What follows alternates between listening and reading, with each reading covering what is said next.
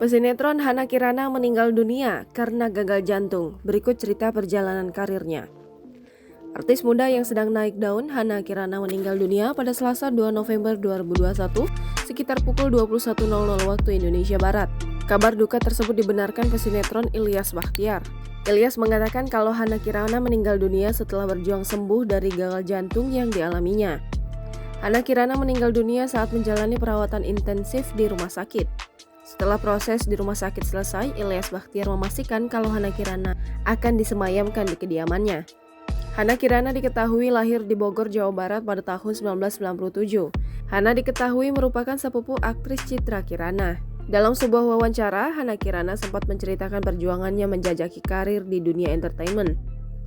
Ia mengawali karirnya sebagai pemeran figuran atau ekstras pada 2018.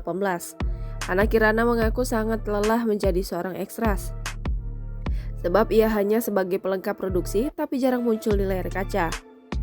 Selain menjadi figuran, Hana Kirana juga menjadi bintang iklan yang tayang di sela-sela break sinetron. Kemudian ia menerima tawaran dalam web series di YouTube. Hana Kirana pun mengaku pernah menjajal peran dalam beberapa FTV Indosiar. Sampai akhirnya dengan bakat yang dimiliki, Hana Kirana berhasil menjadi pemeran utama dalam sinetron Suara Hati Istri. Hana Kirana menggantikan Lea Cia Rachel memerankan tokoh Zahra. Gadis asal Bogor, Jawa Barat itu menjadikan Citra Kirana sebagai inspirasinya. Mulanya, Hana ingin menjadi seorang model. Namun karena melihat kesuksesan Citra Kirana, ia ingin mengikuti jejak sepupunya sebagai aktor.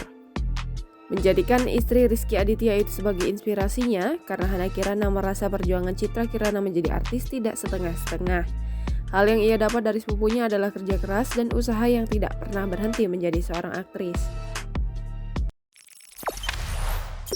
Jangan lupa subscribe, share, komen, dan like ya.